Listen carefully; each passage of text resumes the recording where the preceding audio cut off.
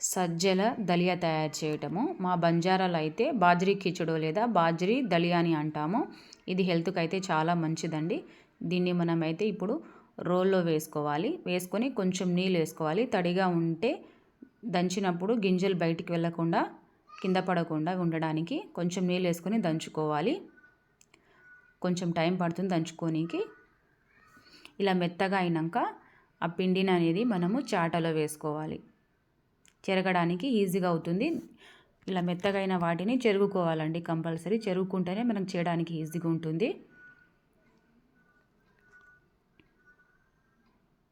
అలాగే కింద ఒక చాట పెట్టేసుకోవాలి. మనకు చెరుగుతున్నప్పుడు పిండి అనేది ఇంకో చాటలో పడిపోతుంది. ఆ పిండిని మాత్రమే మనం యూజ్ చేయాలి. చెరిగిన పిండిని. మిగిలిన నూకల్లాగా ఉండే గింజలను మళ్ళీ దంచుకోవాలి. మళ్ళీ రోల్లో వేసి. అలాగే ఇప్పుడు పిండి ఉంది కదండి, చాటలో మనం తీసిన పిండిలో కొంచెం ఉప్పు వేసుకోవాలి చేదు కాకుండా ఉండడానికి. ఆ తర్వాత మళ్ళీ మిగిలిన గింజలు మళ్ళీ రోల్లో వేసి మళ్ళీ దంచుకోవాలి. ఆ తర్వాత మళ్ళీ చెరుగుకోవాలి. మళ్ళీ కొంచెం ఉప్పు వేసుకోవాలండి, చేదు కాకుండా. పిండి అనేది చేదు కాకుండా కొంచెం ఉప్పు వేసి స్టవ్ వెలిగించుకొని మనం రైస్కి తీసుకున్న వాటర్ కంటే కొంచెం ఎక్కువ వాటర్ తీసుకోవాలండి. గిన్నె పెట్టేసుకోవాలి. నీళ్ళు కొంచెం వేడి కావడానికి మూత పెట్టేసి ఆ తర్వాత 5 నిమిషాల తర్వాత ఇలా గోరువెచ్చగా అయిపోతాయి కదండి నీళ్ళు. మనం చెరిగిన పిండిని గిన్నెలో వేసుకుంటూ గరిటెతో కలుపుకుంటూ ఉండాలి, ఉండలు కాకుండా ఉండడానికి. ఉప్పు అయితే వేయట్లేదు, ముందుగానే వేసాను కాబట్టి.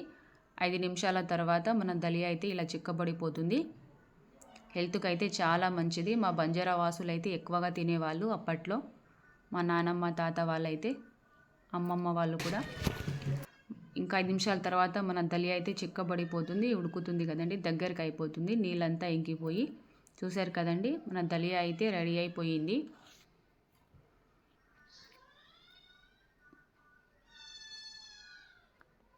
దీన్ని అయితే మా నానమ్మ వాళ్ళైతే పెరుగుతోనే తినేవాళ్ళంట. పెరుగు ఇలా 2 మిరపకాయలు తీసుకొని, మనకి ఇష్టం ఉంటే కర్రీ కూడా వేసుకోవచ్చంట. కాకపోతే వాళ్ళైతే ఇలాగే తినేవాళ్ళంట. ఇలా పెరుగుతోనే తింటే బాగుంటుందంట.